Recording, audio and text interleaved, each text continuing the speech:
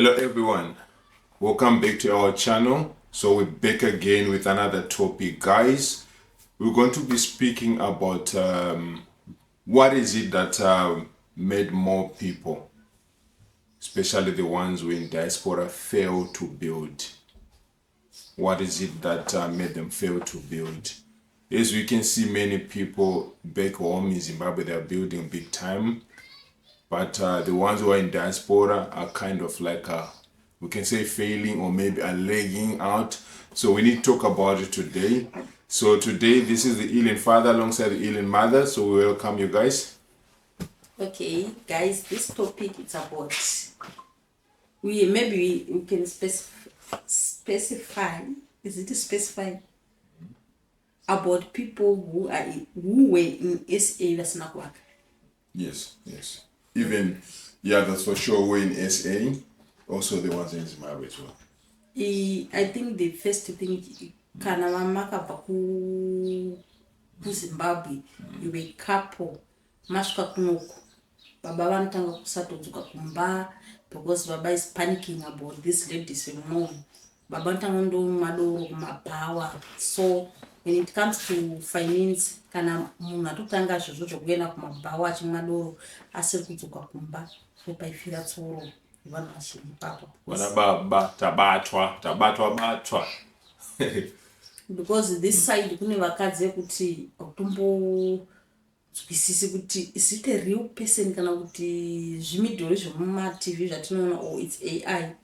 Kune vakadzi vane masikini ekuti wegona kuti yes, chero usati watombomufungidzira wega ana yako inongorova, because isusu we grew up kuma tight environment, zvinhu zvakaoma. Tisu vanhu vakura vaya situation chingochinja kuZimbabwe kuti Vaseline unozotoiziva watokura.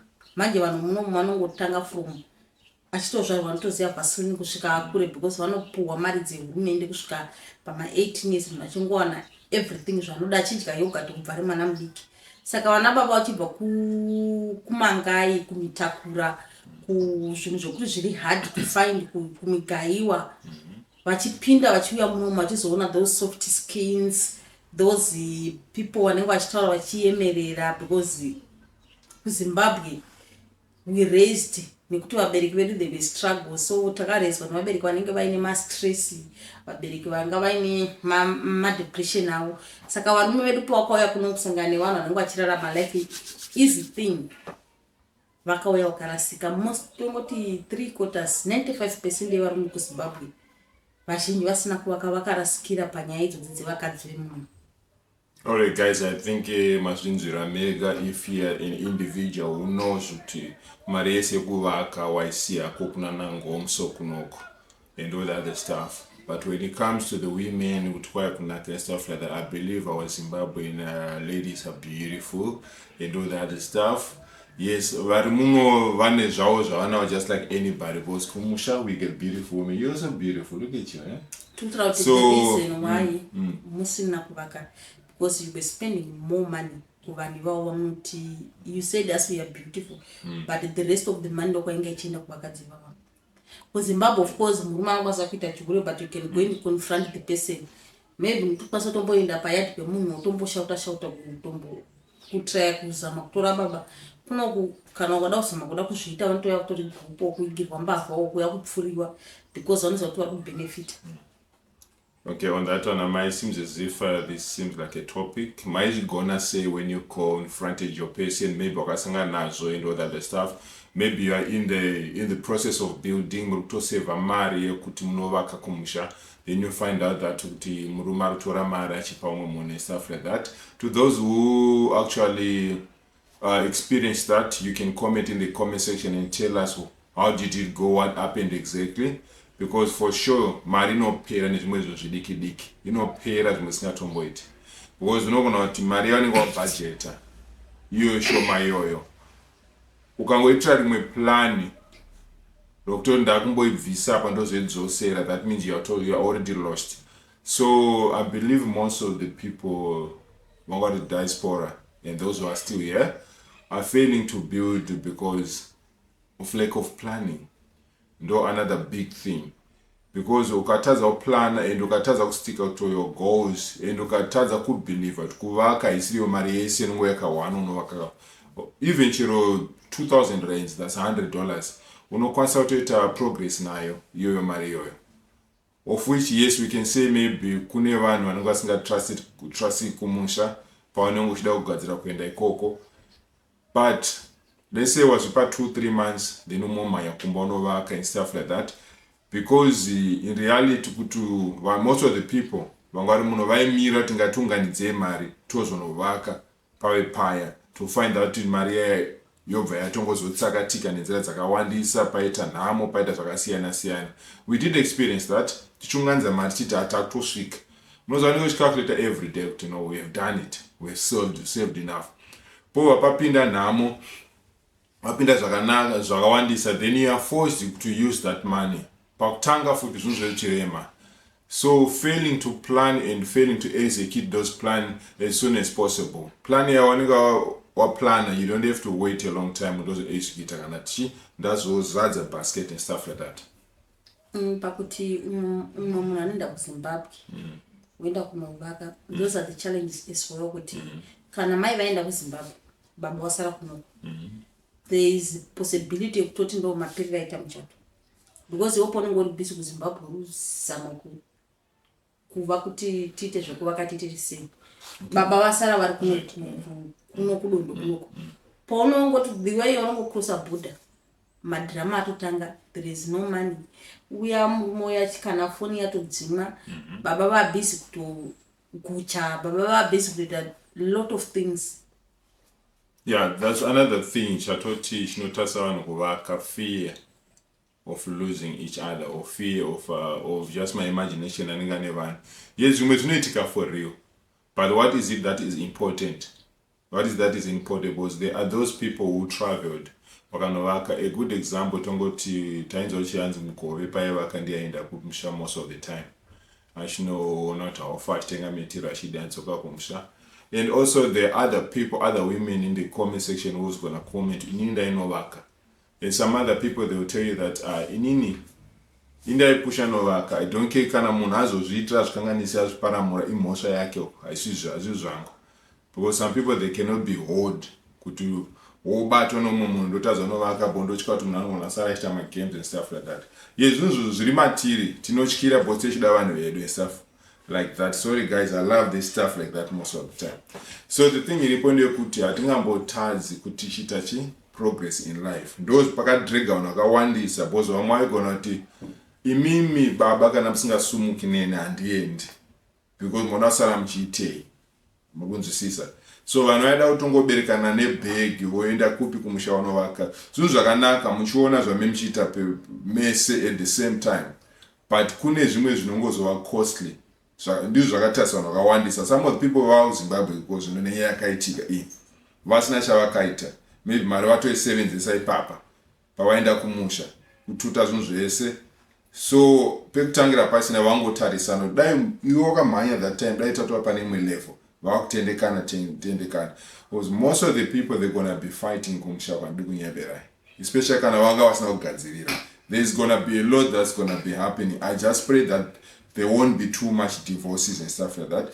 People they have to talk and find a way out. Because kana nzara yanoka mumba zvinhu zvaoma, mukadzi yese unotarisana nababa.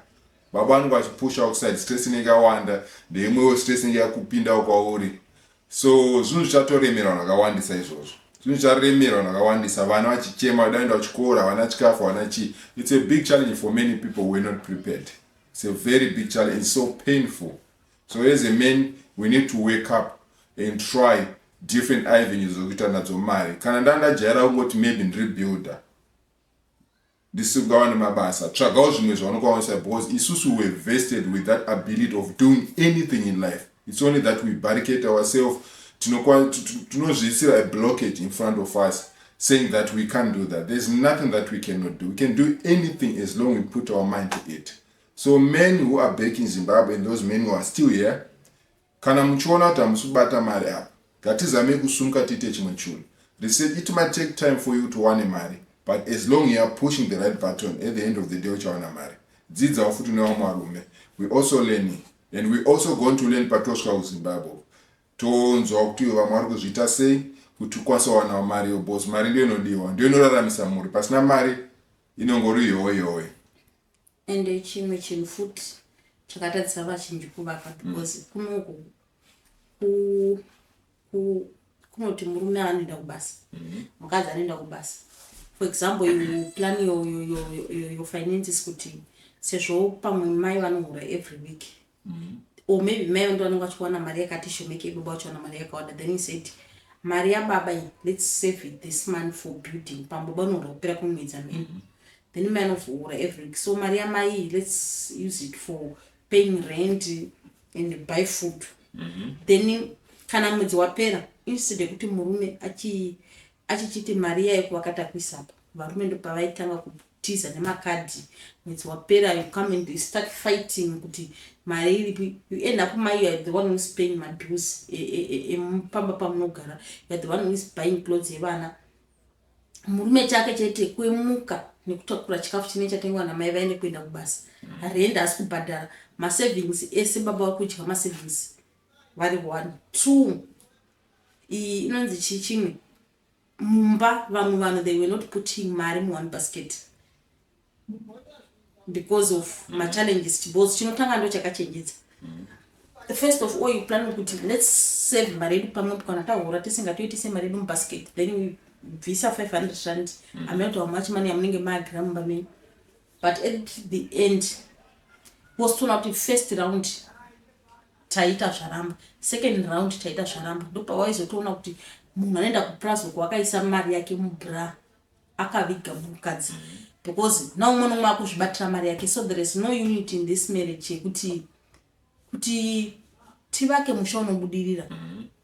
Pana kuisa mari panzvimbo 1 kuti shamari let's agree on this, kana tichizopana pocket money kana if it is necessary ngatipanane, kana kuti shamari this situation ngativake kamusha kedu pocket money chazozviita tava nepekumbotanga kupinda kuvakaisa about building a big house. Start small, even 1 room, because pataiona pamunetsi pepe munhu wakunyisa kuti varume ndo vane mavoice ari kunzwirwa tsitsi, kunosanzwa mukati nevoice ramunhu kuti the dude is regretting now, apasina time takudzimba takuenda kumba, but mwakuti hey ndakauya muno ndatene 16 years ndiri muno. From 16 years wakagara muno. Vashikirwadza ndechekuti unongochibvunza questions, how am I going to provide for my family? Because as a man you are the head of the house, so that's your responsibility. So if you feel that means your family is going to suffer, know the pain of every man anotadza kucreate a life yake. Yes, because it's not about because why munhu aiita nekuda, because munhu wese kunokupa unokuya kutambura gore kutanga rechiti unenge watowana mapektopi bata.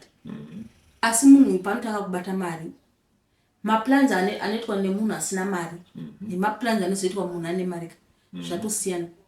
Munhu anenge kuti ndada kupfeka hembe nelebo, ndada kupfeka bhutsu nelebo, foni handikwanisi kushandisa mobiseo, ndatoda iPhone. What about our real goals atakaseta pasina mari?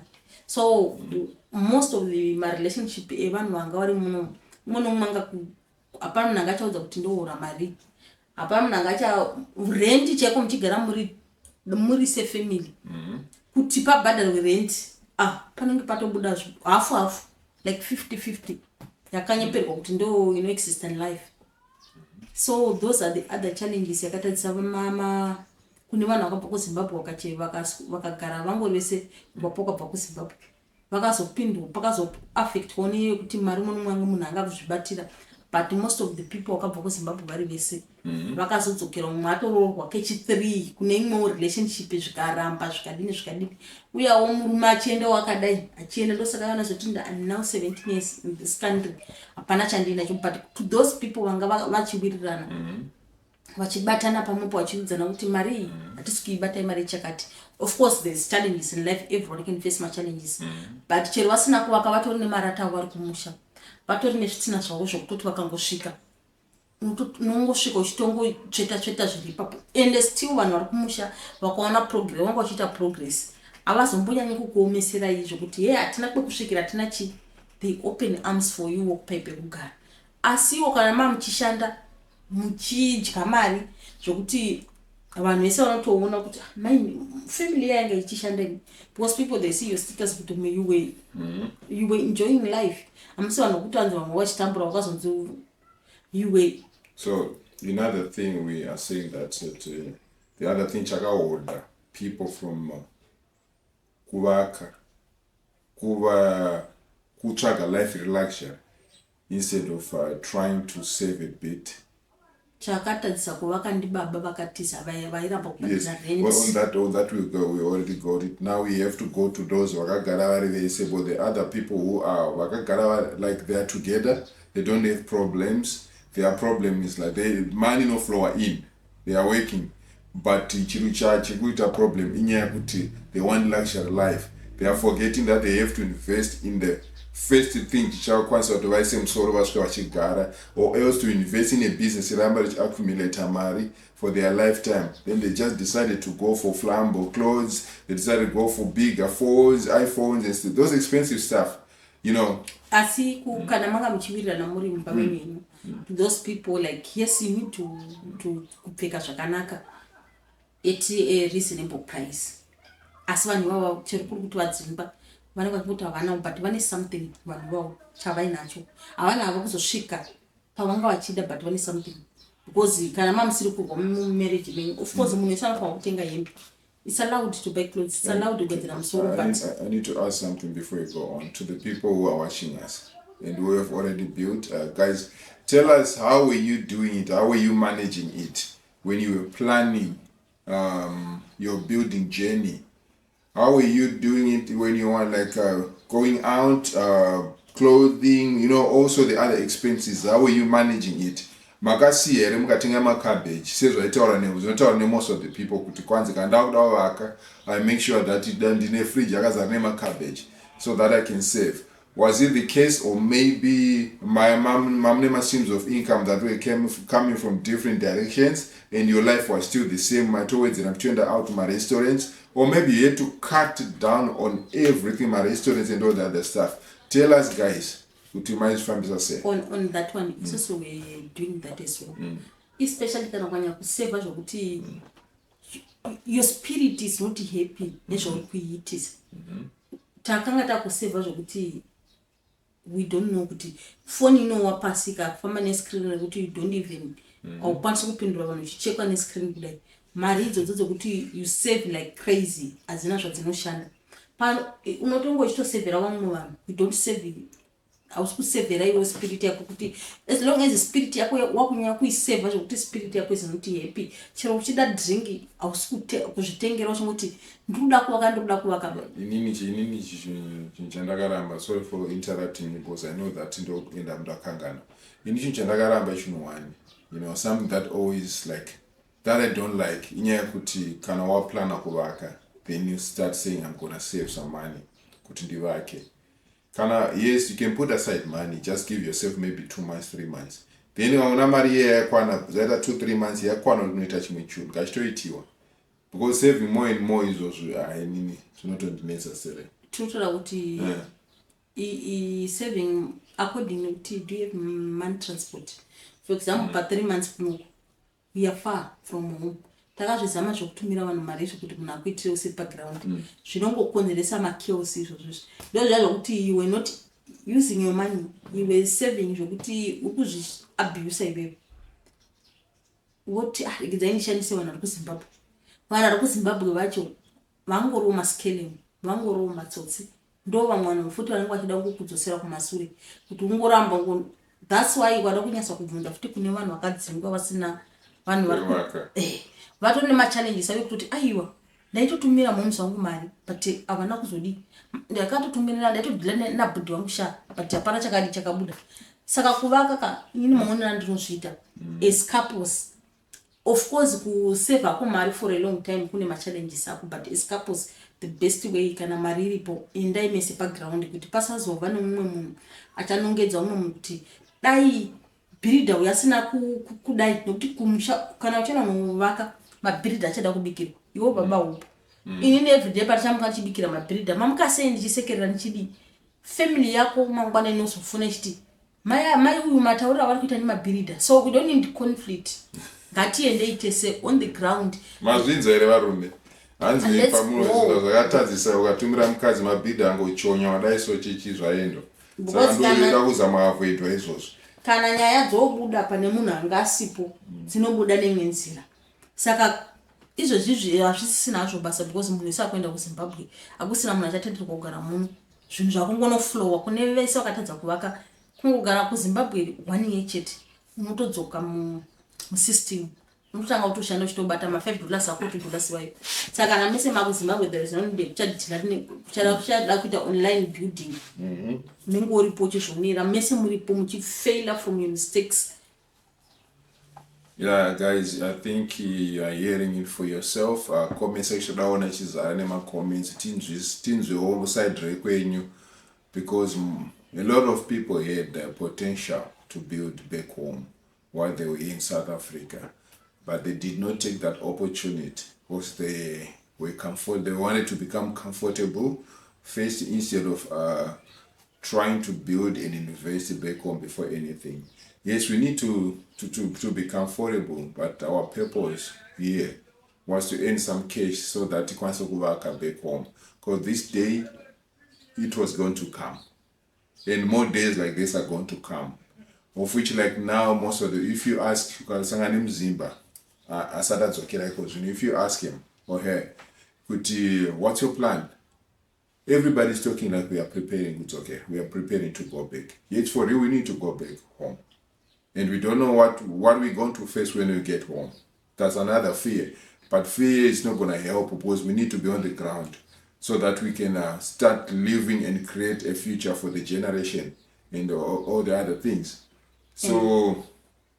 And pane imwe post yandaona yandakaona nesuro yemwana womumakuru yainzi she's a Malawian, that young girl angataura chirungu achita sei.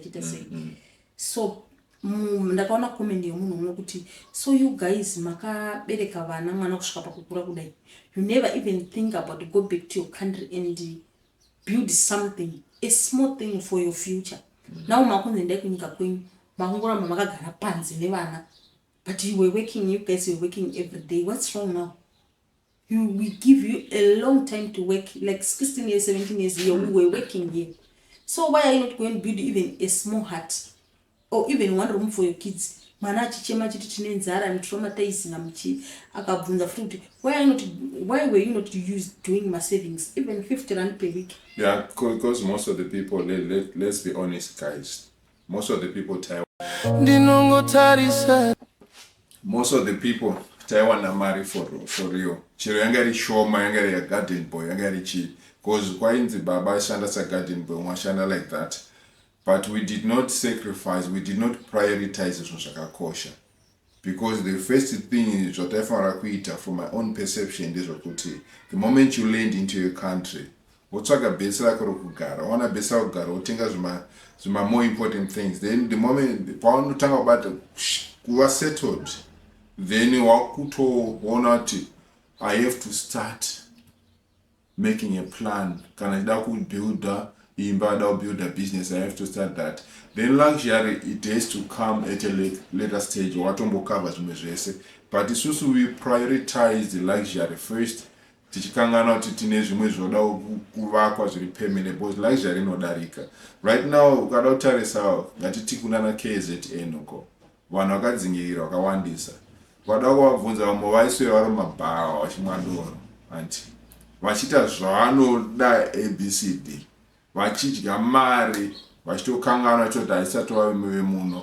And most of the people vari kutotadza kudzokera vasisingadi vari kuti satiende vakuona nelast minute kuti things are difficult, they don't have anything, they wasted more. Hazvirambidzwa hazvo kumadoro, but panoda plan. Ndosandati luxury has to be behind development. Develop yourself first, wozvisa pa foundation. Ndo panonzi kubuild a foundation. Kune vamwana vakavaka dzimba iko zvino. Unomona achiraradza nedoro, but ari paanonopinda. Kune vamwe vaingoteerera uya airadza nedoro, ane imba yake vasina.